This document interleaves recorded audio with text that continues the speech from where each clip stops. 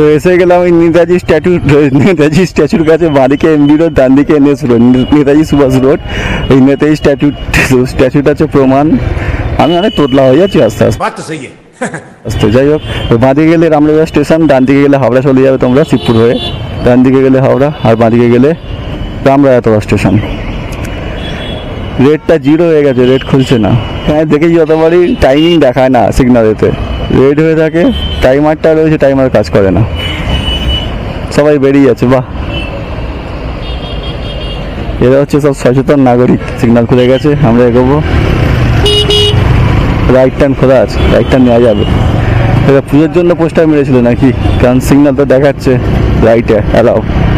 তো এই হচ্ছে কি আমাদের কি বলবো এটাকে, বেলেপোল থেকে হাওড়া কি বলে, এটা দিয়েও হাওড়া যাওয়া যায়, সেটা না, হাওড়া যাওয়ার অনেক রাস্তা। ঠিক আছে, বেলিয়াস রোড হয়ে চলে যাবে এখান থেকে সোজা গেলে। ঠিক আছে, আবার একটু গেলেই আবার কদমতলা চলে যাবে। ঠিক আছে, তোমার আমরা এখান থেকে মাদিক ঢুকবো, কারণ হচ্ছে আমি একটু ওই শিবাজি সংঘের দিকটা যাব, আমার জন্য খোলা অবশ্যই। এই যে Shashthi Narayan eco park, Batul the great. ঠিক আছে, এই যে পার্কটা তো দেখছি ওপেন নেই, কখন ওপেন থাকে আমি বুঝি না। বাচ্চাদের খেলার জন্য করেছে কিন্তু ওপেন থাকছে না।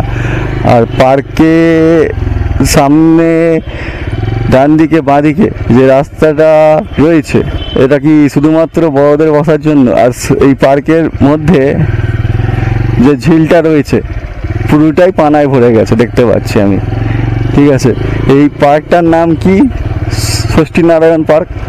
এবারে এর একটা নাম ছিল, অন্য নাম আছে, সেটা যারা জানো পুরনো নামটা, আসল নামটা তারা অবশ্যই জানিও আমাকে। কিন্তু এই যে ঝিলটা এই পার্কের চারিদিক দিয়ে, দাঁড়া তোমাদের দেখাচ্ছে একটু দাঁড় করিয়ে, এইখানটা থেকে দেখা যাচ্ছে না, পার্কে ঢুকতে পারবো না, ও দুটি যাই তো। তো দেখতে পাচ্ছ এই যে ঝিলটা দেখা যাচ্ছে ফাঁক দিয়ে, এটা পার্কে বসার জায়গা। ওই যে ঝিলটা দেখা যাচ্ছে, তো ঝিলটাতে পুরোটাই পানা, ঝিল আর নেই, পুরো ঝিল ঢাকা পড়ে গেছে। ঝিলটা কবে পরিষ্কার হবে জানি না, দেখি তারা আসছে কিনা। দেখো ওই যে ঝিলটা দেখতে পাচ্ছ, এই যে ঝিলটা আছে, ঝিলটা পানায় ভরে গেছে, তোমরা দেখতে পেলে। তো এই ঝিলটা পরিষ্কার করলে খুব ভালো হয়, আর এখানে সবাই তাহলে এসে ঘুরে বসবে, ঝিলের হাওয়া খাবে।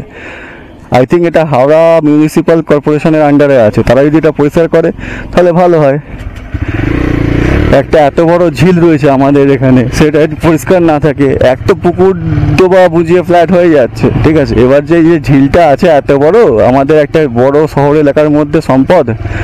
এই যে মাঠটা হচ্ছে বাচ্চাদের খেলার জন্য, কখন খেলার জন্য খোলা থাকে জানি না, দেখি সবসময় বন্ধ।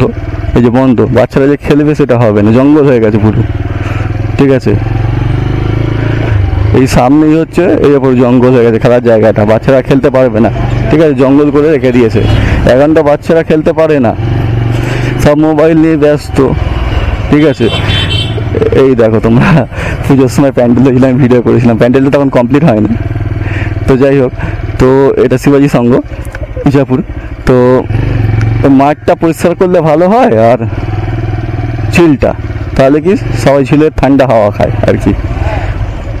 এই কাকাটাকে জিজ্ঞেস করি ঝিলটার নাম কি। কাকা এই ঝিলটার নাম কি? এই ঝিলটার নাম কি বলছি, এই ঝিলটার নাম কি? ধুমুচা ঝিল, এটাই তো, এটাই নোংরা হয়ে গেছে না ঝিলটা, পানা ভর্তি হয়ে গেছে। বিগার্ডেন না, বকুলতলার দিকে। ঠিক আছে, থ্যাংক ইউ। তো এই ডুমোজলা ঝিল বলে এটাকে।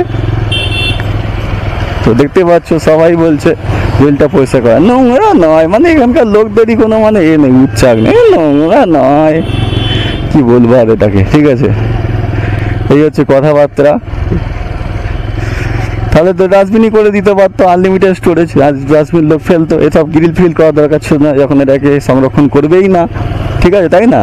দেখে যেখানে ময়লা ফেলবেন না, পরিষ্কার করবেন না, দেখুন ময়লা পড়ে আছে, এটাই হচ্ছে আমাদের সিস্টেম। যাই হোক, চলো টাটা, ভিডিওটা অনেক লম্বা হয়ে যাচ্ছে, টাটা।